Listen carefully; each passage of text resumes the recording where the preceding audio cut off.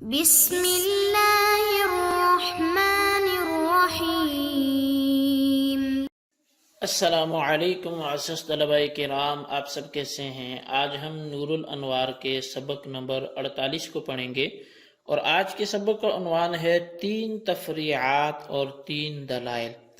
آج کے ہمارے سبق کی عبارت ثم ذکر المصنف دلائل کل من المسائل الثلاث سے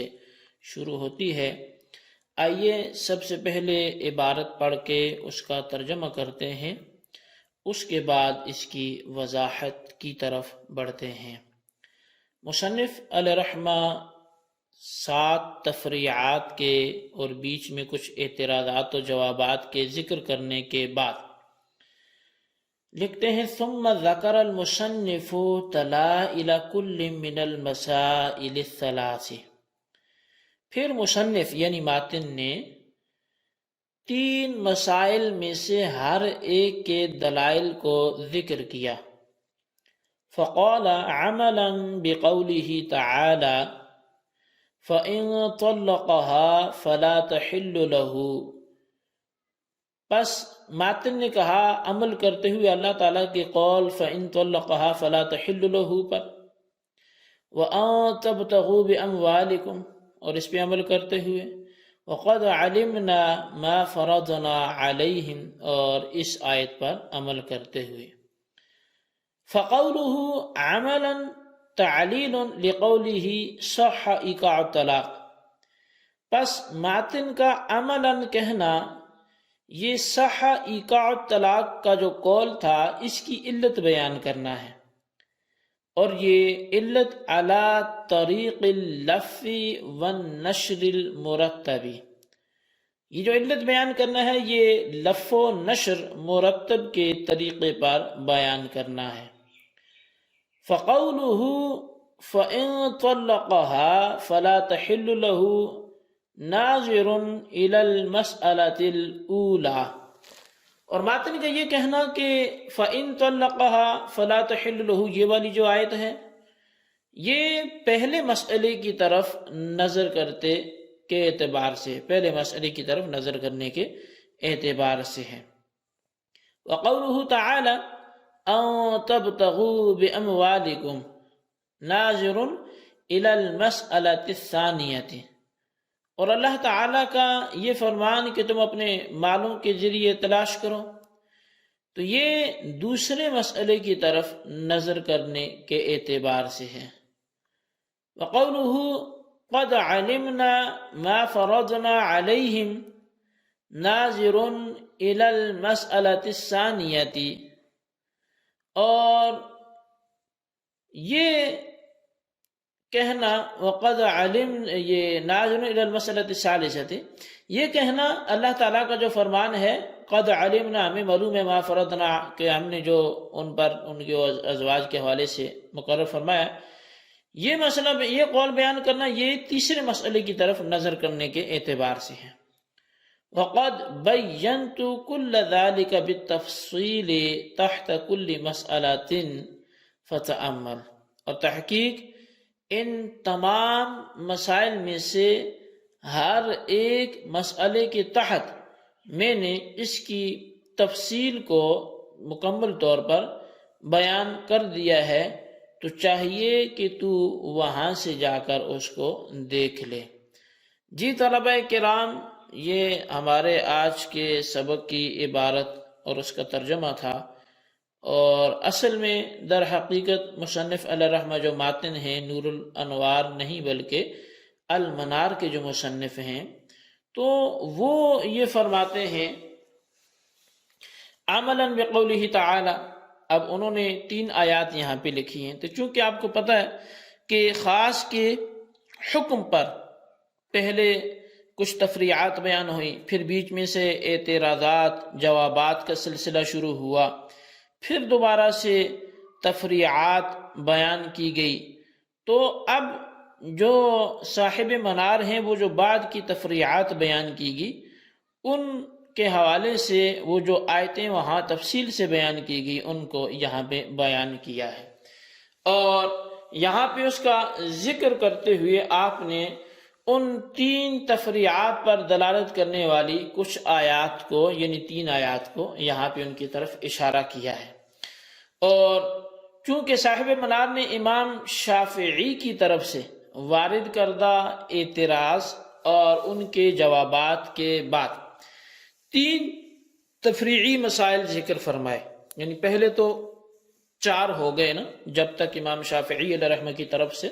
اعتراضات و جوابات کا سلسلہ نہیں تھا، تو اس سے پہلے 4 تفریعات تو بیان کی گئی، لیکن یہ اعتراضات و جوابات کے بعد 3 تفریعی مسائل مصنف نے مزید بیان فرمائے۔ وہ 4 اور یہ 3 پھر دونوں مل کر مجموعی طور پہ یہ 7 ہو گئیں، تو یوں خاص کے حکم پر یہ 7 تفریعات ہوئیں۔ پھر ان تینوں تفریعی مسائل کے دلائل بھی ذکر کیے، یعنی جو اعتراضات و جوابات کے بعد آپ نے 3 تفریعی مسائل کو بیان فرمایا، تو ان کے آپ نے جوابات بھی ذکر فرمائے۔ پھر اس کے بعد ان 3 تفریعی مسائل کے دلائل ذکر کیے، ان کے جوابات بھی ذکر فرمائے اور ان مسائل کے دلائل بھی آپ نے ذکر فرمائے۔ چنانچہ فرمایا کہ باری تعالیٰ کا قول فَإِن طَلَّقَهَا فَلَا تَحِلُّ لَهُ، یہ مسئلہ اولا یعنی صح ایقاع طلاق بعد الخلع کی دلیل ہے کہ خلع کے بعد بھی طلاق کا ایقاع یہ ہو سکتا ہے۔ تو فَإِن طَلَّقَهَا فَلَا تَحِلُّ لَهُ کے حوالے سے ہم نے وہاں پر اچھی خاصی تفصیلی گفتگو کی کہ کن کے ہاں بعد خلع طلاق کا ایقاع ہو سکتا ہے، کن کے ہاں نہیں ہو سکتا، اور ہر جہت کی اپنی جانب سے دلیل کیا ہے۔ تو لہٰذا فرمایا کہ اللہ تعالیٰ کا قول فَإِن طَلَّقَهَا فَلَا تَحِلُّ لَهُ، یہ مسئلہ اولا صح ایقاع الطلاق بعد الخلع کی دلیل ہے۔ اور ان تبتغوا باموالکم، یہ دوسرے مسئلہ یعنی وجب مہر المثل بنفس العقد فی المفوضہ کی دلیل ہے، چونکہ وہاں بھی ہم نے یہ بات پڑھی کہ مفوضہ میں صرف اس کا نفس عقد کر لینا یہ اس کو مہر کو اب ختم یا بالکل واجب نہیں کر دے گا، بلکہ مہر واجب تبھی واجب ہو جائے گا جب وہ نفس عقد کر لے اور مہر کا ذکر نہ کرے۔ یعنی ایسا نہیں کہ مہر کا ذکر نہیں کیا تو اب مہر ہی نہیں ہوگا، یا ذکر کیا ہے تو پھر تو وہ جو مسمى ہوگا وہی ہوگا، لیکن اگر ذکر نہیں کیا تو اپنے آپ کو سپرد کر دینا یہی مہر مثلی کو لازم کر دے گا۔ تو اس حوالے سے پھر دلائل کہاں سے آئے، پھر روایات کہاں سے آئے، ہمیں یہ کس نے بتایا؟ تو کہتے ہیں کہ جناب